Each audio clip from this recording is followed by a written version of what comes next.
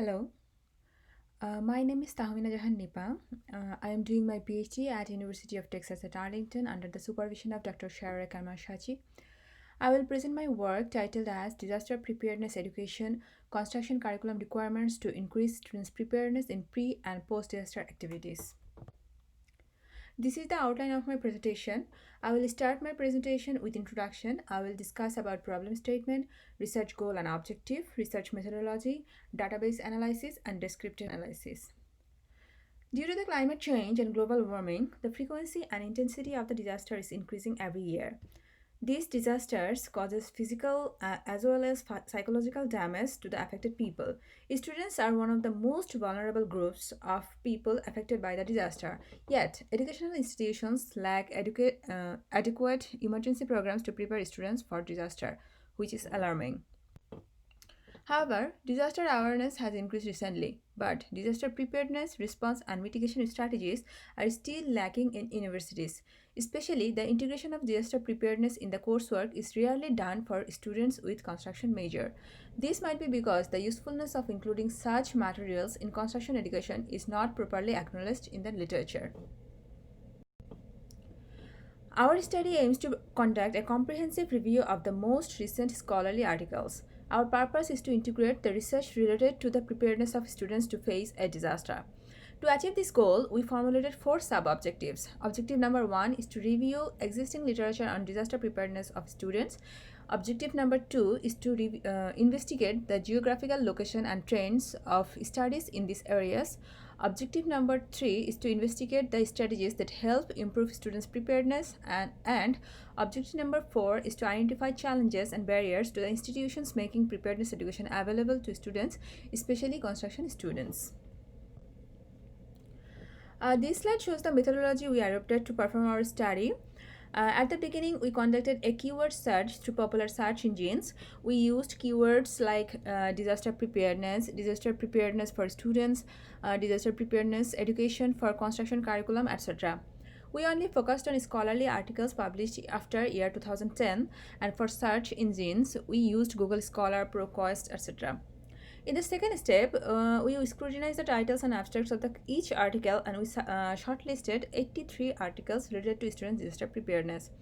In the following step, we analyzed the articles based on disaster type they discussed, type of students, data collection method, and continent of origin of the paper. Finally, we studied the content of the article thoroughly to identify strategies that can improve students' disaster preparedness, as well as barriers that would hinder this improvement. In the following few slides, I will explain the database content analysis of my study. I will start by discussing the distribution of the articles based on the type of disaster. From the first figure, we can see that 52% of the collected studies investigated students' preparedness for natural disasters. 42% of the articles discuss students' preparedness without specifically focusing on any one kind of disaster. And the rest of the 6% discussed focusing on only man-made disaster. Then we focused on articles which discussed only about natural disaster and showed the distribution based on types of natural disaster in the second figure. It was important to do so because different geographical locations are susceptible to different types of disaster, and different type of disaster needs different kinds of preparation. That is why studies often focus on the type of disaster that occur in that particular location. For example, we have found that as Pakistan is more prone to flooding, articles with origin of Pakistan focuses on preparedness of students during flood. In this slide, we are showing the distribution of the articles based on the continent of the origin. We can see that 37% of the collected literature were originated from North America, focusing on North American educational institutions.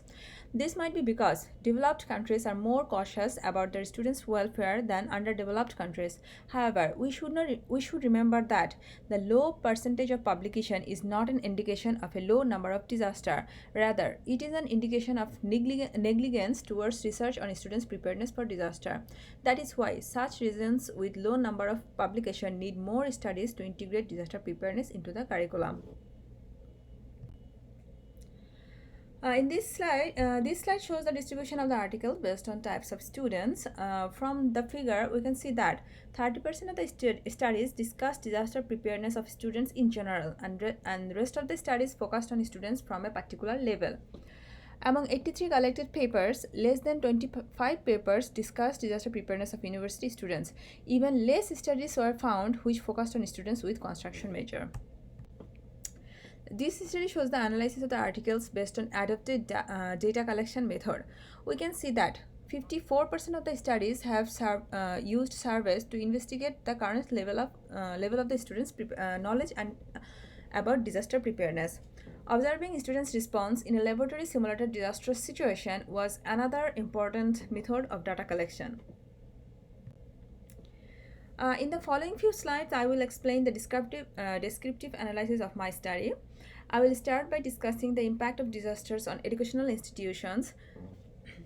The Center of Epidemiology of Disaster reported that the US experienced approximately 1.5 trillion economic loss from 2003 to 2013 and $92 billion economic losses from 2015 to 2016. They also reported that this loss is increasing every year. We should keep in mind that these losses include damages to universities also. Universities can be affected by disaster in many ways. For example, injuries to students, faculty, and staff members, damages to buildings, loss of research data, etc. Hence, it is very crucial for us to emphasize implementing DRR education in universities. In this slide, I will discuss about current trends in disaster preparedness education. Students group are one of the most vulnerable group when it comes to disaster, as I mentioned before, yet one of the most disregarded group when considering disaster preparedness. In one of the collected articles, we have found that around 50% of the university students had very limited knowledge about DRR. Teachers' lack of willingness to encourage students to study DRR is one of the main reasons behind low level of students' disaster preparedness.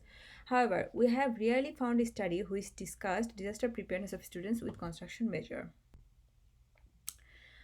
In this slide, I will discuss about the importance of DRR education for construction students. DRR education for construction students will not only help the students but also help the community. How? That is because today's construction students are tomorrow's engineers, contractors, and construction leaders. Basic knowledge about DRR at early age will help them enforce DRR facilities while designing and constructing infrastructures in future. However, integrating DRR education in construction coursework has its own challenges and barriers. This slide lists few of them. For example, implementation of a disaster preparedness course requires a collaborative effort of all the stakeholders of the locality. But government agencies do not put much focus on students studying in schools and the universities, let alone students with particular majors like construction engineering and management.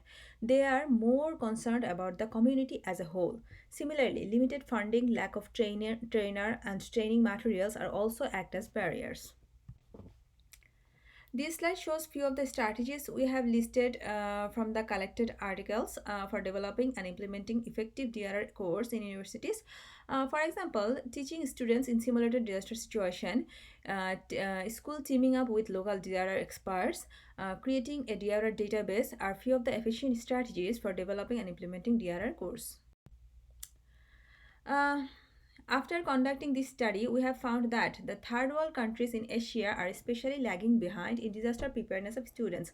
Also, lack of resources and professionals to provide hands-on practice is a major hindrance to improving the disaster preparedness of the students. Also, we have found that students from construction major will build inherent consciousness for disaster when DRR are available, which will help them later as design and construction engineers and construction leaders in their practical field of work. As for contribution, this study will assist in updating the existing programs, enhancing construction students' disaster preparedness, addressing potential challenges to the advancement of knowledge, and reducing damages. This slide lists few of the references used for this study.